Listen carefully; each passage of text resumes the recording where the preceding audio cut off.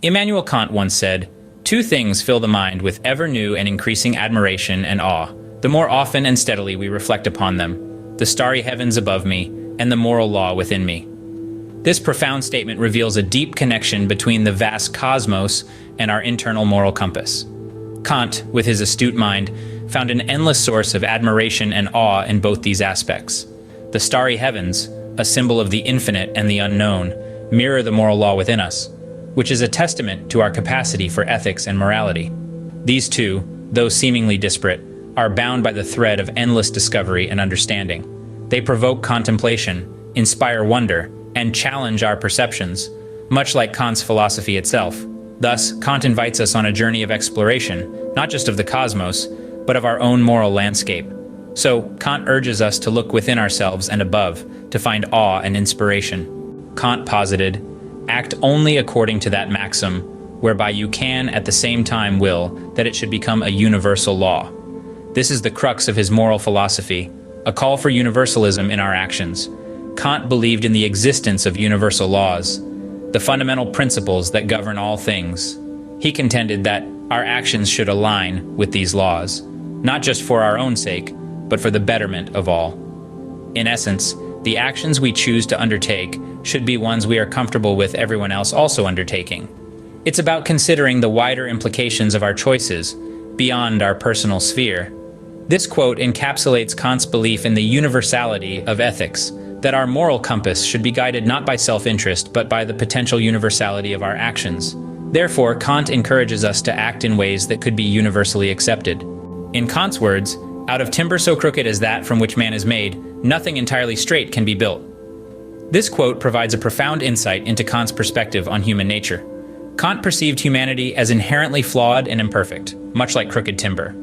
He argued that even with our best efforts, we can never craft something completely straight from such material. This metaphor extends to his moral and ethical philosophy. Kant acknowledged these inherent human imperfections, but he didn't see them as hindrances. Rather, he viewed them as an integral part of the human condition. It's our flaws that make us human, our imperfections that make us unique. In Kant's philosophy, there's no illusion of perfectibility. Instead, there's a call to understand and work with our flaws, to strive for moral and ethical growth within our limitations. Our crooked timber is not something to be discarded, but rather embraced. Indeed, Kant believed in embracing human imperfections and working with them. Kant declared, "Enlightenment is man's emergence from his self-incurred immaturity. Immaturity is the inability to use one's understanding without guidance from another." These profound words by Immanuel Kant reflect his belief in the power of individual thought. Kant's philosophy asserts that enlightenment is not a state handed to us on a silver platter. It's a transformative journey and a personal awakening. It's about breaking free from the shackles of reliance on others for knowledge and understanding. It's about daring to think for yourself, to question, to ponder, and to analyze. It's about nurturing the courage to step away from the comfort of accepted wisdom and venture into the exhilarating realm of independent thought. This is the essence of enlightenment for Kant, a transition from a state of immaturity, where one is dependent on the intellectual guidance of others, to a state of self-sufficiency in thought and understanding. For Kant, enlightenment meant stepping out of the shadows of ignorance and into the light of understanding.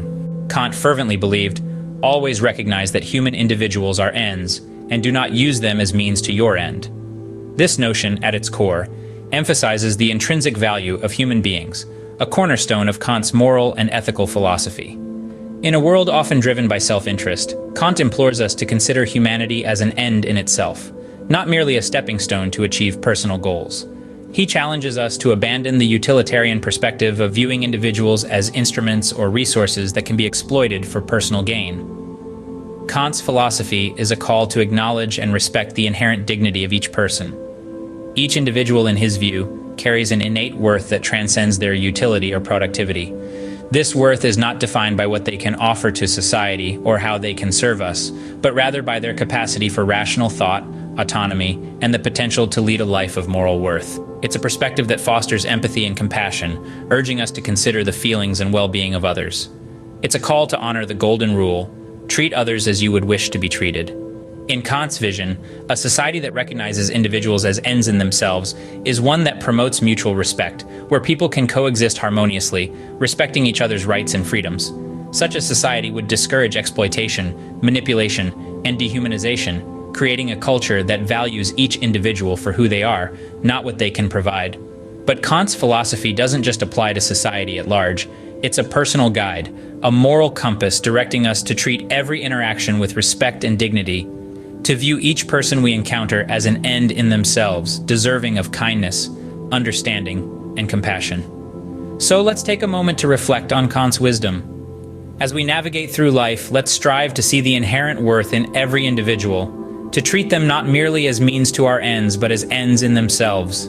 Kant, thus, urges us to respect the inherent worth of every individual. As we conclude our journey through Kant's profound thoughts, let's remember his words, "So act that your principle of action might safely be made a law for the whole world."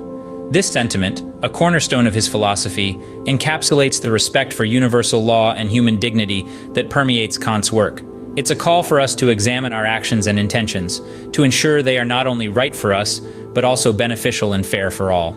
In the vast expanse of his philosophy, Kant constantly reminds us of our responsibility as rational beings. He challenges us to act only on maxims that we would want to see become universal laws, to treat each human being as an end in themselves, and to strive for a wisdom that organizes life. He nudges us towards maturity, towards enlightenment, and towards a better understanding of ourselves and the world around us. But Kant's philosophy isn't a mere intellectual exercise. It's a call to action. It's a prompt for us to apply these principles in our daily lives, to strive for moral and intellectual growth, to seek wisdom and understanding, and to respect the dignity of all human beings. The beauty of Kant's teachings lies in their timeless relevance. They continue to echo in our hearts and minds, asking us to reflect, to question, and to act. And as we navigate the complexities of life, these principles serve as a compass, guiding us towards wisdom and morality. If you enjoyed this exploration of Kant's philosophy and want to delve deeper into such thoughts, subscribe to our channel. The journey of understanding doesn't end here. It's an ongoing process, a constant pursuit of knowledge and wisdom. And we're here to accompany you on this journey, to delve into the depths of philosophy, to spark conversations, and to share insights. Remember, in the words of Kant, wisdom is organized life. Organize yours with our curated content. Until next time.